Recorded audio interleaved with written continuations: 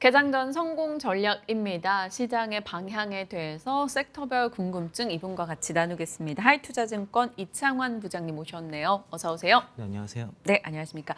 자, 질문 드릴 분야가 많은데 일단 뭐 부장님 생각하면 뭐 포스코그룹주 우선적으로 어제 시세와 함께 같이 생각이 납니다. 내년까지도 포스코그룹주의 지속적인 긍정의 시각을 주셨었는데 살짝 숨 고르고 어제 포스코그룹주 전반이 또 강하게 올라줬어요. 포스코그룹주 전략 다시 한번 정비해 주세요. 그래서 뭐 바이앤홀딩 네. 전략이고요. 지금 탑픽은 포스코홀딩스가 탑픽이고 그다음에 포스코 퓨처엠, 포스코 그룹주 뭐 인터내셔널, 뭐 DX 다 괜찮은 상황인데 네. 아마 포스코 퓨처엠이 그 캐나다 그 퀘벡 양극재 공장 그 자동화 설비 발주가 아마 22일인가 그 얘기가 있었고요. 아마 오늘 공식 발주에 이제 그 입찰 예정이라서 그래서 포스코 DX는 그래서 좀 더 거래소 이전 시, 그 네. 이전 이슈와 더불어 더 올랐던 것 같고 어제 포스코 퓨처엠이 양극재 응급제 사업 강화해서 2030년도에 매출 43조에 영업이익 3조 4천억 달성 계획을 했고요. 시가총액 100조를 불렀습니다. 그리고 이제 양극재 생산 능력을 올해보다 2023년도에 6배 그리고 음극재는 4배 이상 늘리겠다고 했고요. 캐파는 이제 100만 톤 얘기를 했는데 여기서는 뭐 하이만간이라든가 LFP 한 15만 톤이 포함된 게 이제 100만 톤이라고 그렇게 이해하시면 될 것 같고요. 그리고 이제 음극재 쪽은 사실은 뭐 얘기는 있지만 그냥 이따 정도로만 보시고 양극재 쪽으로 집중해서 보시면 좋을 것 같고 그리고 저는 이거보다도 이제 포스코홀딩스 쪽이 어제 이제 21선 강하게 돌파하고 안착하는 그런 양봉이 나왔고 포스코 퓨처엠은 8월 24일에 21선을 처음 돌파하고 어저께 안착되는 흐름이 나와서 에코프로 BM보다 포스코 퓨처엠이 좀 더 지금 움직임이 좀 빠릅니다. 그러니까 그 공매도 이제 4인방 중에 에코프로가 제일 먼저 달렸고 포스코홀딩스가 이제 움직임이 나왔고요. 네. 근데 포스코 퓨처엠이 그냥 강하고 에코프로 BM이 어제 이제 처음으로 21선 터치가 좀 나와서 순서가 지금 이렇게 요 순서대로 강한 흐름이다라고 이해하시면 좋을 것 같고요. 그 아르헨티나 외교통상부가 장관이 31일에 방한을 하는데 네. 이게 광양 율촌 산업단지에 위치한 포스코 사업장을 가장 먼저 방문한다고 했고요. 그 포스코홀딩스가 내년도에 또 이제 그 매출 그 2차전 소재 매출 11조 뭐 육박할 거다 그런 전망도 나와서 그 포스코 쪽의 호재 뉴스가 어제 좀 상당히 많이 나왔던 그런 하루라고 볼 수 있겠고 네. 포스코홀딩스는 이제 아르헨티나 염호 사업 때문에 좀 관심도가 높은데 아르헨티나에서도 확실히 이 부분을 챙기려고 하는 것 같고요. 그리고 이제 그 보통 2차전 소재 생태계가 광물 채취하고 이를 이제 생선 그리고 이제 소재 그 단으로 해가지고 이런 밸류 체인들을 모두 다 이제 포스코홀딩스, 포스코 그룹주가 가진다고 봤을 때는 향후에는 확실히 이제 그 이런 앞단 그 소재 그 광물 채취부터 소재 가공까지 한 포스코홀딩스의 그다음에 이제 그 판매 생산까지 하는 쪽에서의 포스코 퓨처엠의 조합은 뭐 상당히 좋을 것 같고요. 이 둘은 같이 가져가시는 전략이 더 좋을 것 같고. 홀딩스와 퓨처엠들. 네. 홀딩스가 좀 더 살펴 보셔야 될 게 리튬을 일단 하기 때문에 내년도 제가 내년도에는 포스코 홀딩스의 시대라고 말씀을 네, 맞아요. 드렸는데 무작정 투자하시는 것보다는 지금 일정별로 준공 날짜들이 다 있거든요. 요거 확인하시면서 비중을 늘려가시는 전략이 더 좋을 거다라고 말씀드리겠고, 요 제뷰는 아닌데 제가 이제 예전에 이제 4월 18일 때 에코프로 BM으로 말씀드렸던 포스코홀딩스 마음세계 뭐 주가 뭐 223만 이렇게 말씀드렸는데 저희 센터에 다른 그 분께서는 저보다 더 높게 보시더라고요. PBR 지금 에코프로가 이제 2025년도 기준으로 PBR이 11배 정도 되거든요. 근데 지금 포스코홀딩스가 PBR이 0.8, 0.9 정도 되니까 한 배가 67만 원이거든요. 그래서 네. 적어도 절반 5배는 줘야 되지 않게 이렇게 말씀을 하셔서 또 가만 듣다 보니까 좀 일가 있는 것 같아요. 그래서 저도 이제 그걸 좀 받아들일 생각이고요. 그거 5배를 환산하면은 67만 원 곱하기 5 하면 됩니다. 네, 그거 계산해 보시겠고요. 그리고 이제 그건 계산해 보십시오. 네. 그리고 네. 또 하나가 이제 그 CATL 같은 경우가 환경 문제로 그 지금 헝가리 데브렌체 공장에 대해서 라이센스 조사가 다시 들어가게 돼서 이게 이제 아마 준공이 늦거나 어쩌면 이제 취소될 수도 있는 그런 문제가 있는데 그럼에도 불구하고 SK온 같은 경우에는 헝가리 배터리 공장에 대해서 환경 허가를 받았습니다. 앞으로 이제 6개월 동안 시범 가동을 통해서 문제가 없으면 정식 승인이 날 거로 예상이 돼서 그래서 어쨌든 뭐 그 2반차 그 상공장 쪽인데 이게 완공이 되게 되면은 헝가리에서만 연간 그 47.5 기가와트시 네. 규모의 생산 규모가 확보가 되고요. 그러니까 시애틀 같은 경우는 지금 문제 그 건설하는데 환경 문제 때문에 문제가 생겼지만은 SK온은 지금 수월하게 잘 되고 있다. 라고 말씀드리겠고요. 그리고 지난주에 이어서 제 에코프로 쪽에 업데이트를 좀 해드리면 에코프로 MSCI랑 FTSE 본지수 뭐 수급 얘기 지난주 주로 해주셨는데 네. 지금 에코프로 쪽의 주가 현 위치에 대해서 좀 파악해 주세요. 일단 수급 문제 빨리 얘기하고 말씀드리면요. 그러니까 에코프로가 정식적으로는 그 5월 31일부터 이제 FTSE ET100과 ET50의 이제 지수의 편입이 확정되고 6월 16일부터 수급이 들어왔는데 실제적으로 5월 31일부터 외국인들이 어제까지 1조 6천억을 샀고요. 기관이 드디어 이제 사기 시작했습니다. 지난주에 1천억 샀는데 한 주 동안 1천억 더 늘어서 지금 2천억 정도 지금 순매수를 한 상태고 개인이 1조 7,742억을 팔았습니다. 이게 이제 지금 6월 달부터는 에코프로는 외국인들이 주포라고 네. 보시면 좋을 것 같고요.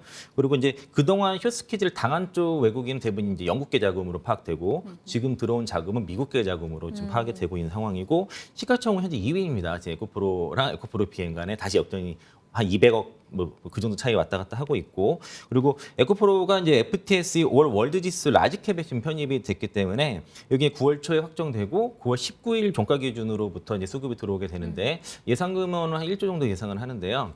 메리트증권에서는 한 3천에서 5천억 정도 얘기를 해서 약간의 편차가 있는데 5조당 한 1,500억 정도로 잡는 게 타당하지 않냐라고 말씀드리겠고 여전히 이제 외국인들은 많이 수급이 상당히 들어오는 반면에 기관 쪽에서는 아직도 빈집인 상태다. 그래서 지금 ETF라든가 기관 쪽에서도 이 눈치채고서 슬슬 담기 시작했다, 급하게 담기 시작했다라고 볼 수 있겠고요. 네. 공매도 잔고 여전히 다시 9천억을 넘어간 상태인데 어제 보니까 공매도 수량이 급격하게 좀 줄고 있습니다. 그러니까 공매도 하루에 치는 양이 좀 줄어들고 있기 때문에 9월까지는 에코프로의 수급 이벤트는 지속될 수밖에 없다라고 말씀드리겠고 MSCI 지수의 이러한 수급은 8월 31일 종가부터 들어오니까 네. 그럼 9월달에 여전히 MSCI와 FTSE 수급 동시에 들어오는 상황이 초예상이 좀 벌어질 수밖에 없고요.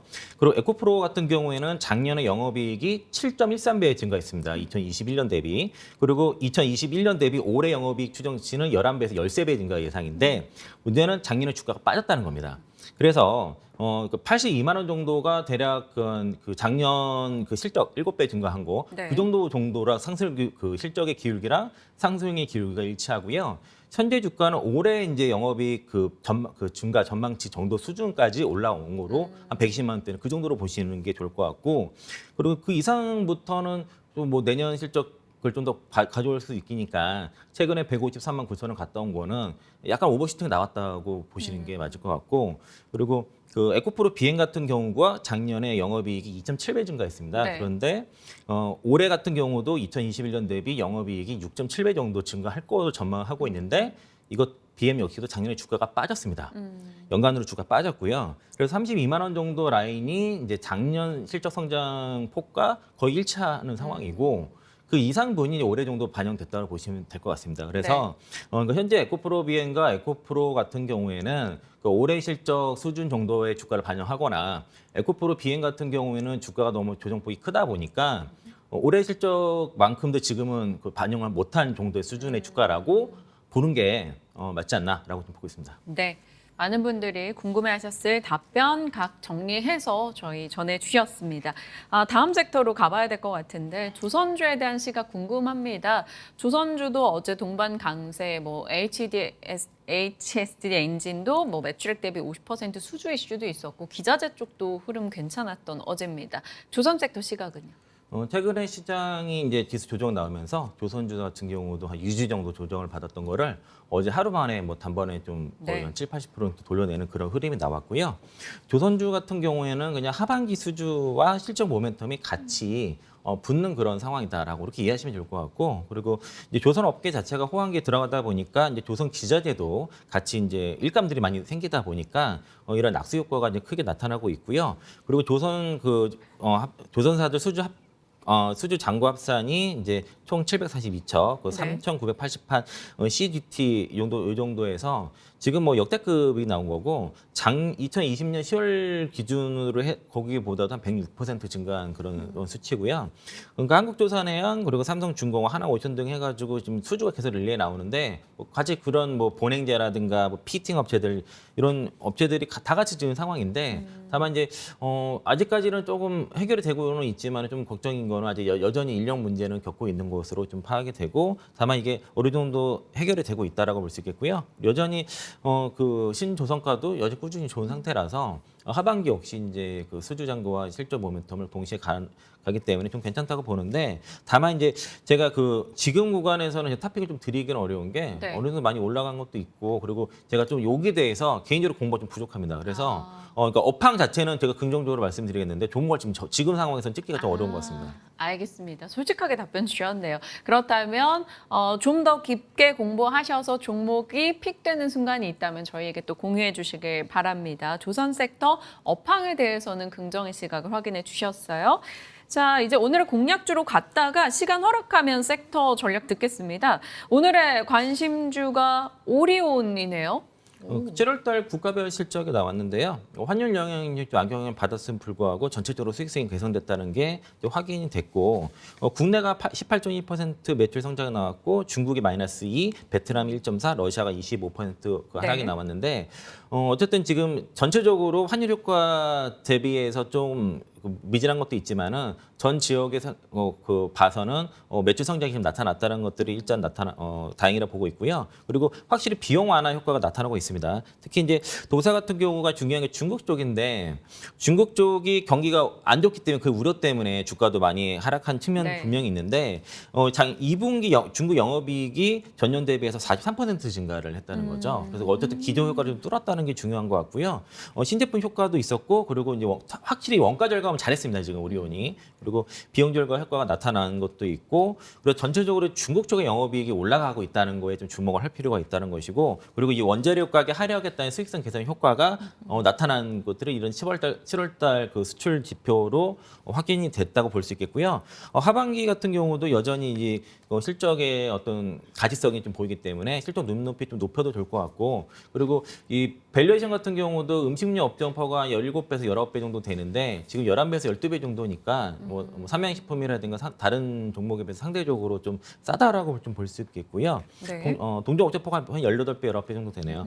그리고 이제 아까 말씀드린 것처럼 주가가 많이 하락했던 거는 중국 경기에 대한 우려라든가 또 환율의 영향을 좀 받는데 환율이 그리고 우호적이 않았다는 것들이 있지만은 어쨌든 지금 회사 펀드멘트 자체가 지금 최근에 계속 강화되고 있다. 수익성이 개선되고 있다는 거 봤을 때는 지금 낮은 밸류에이션의 매력을 좀 받아도 되겠다.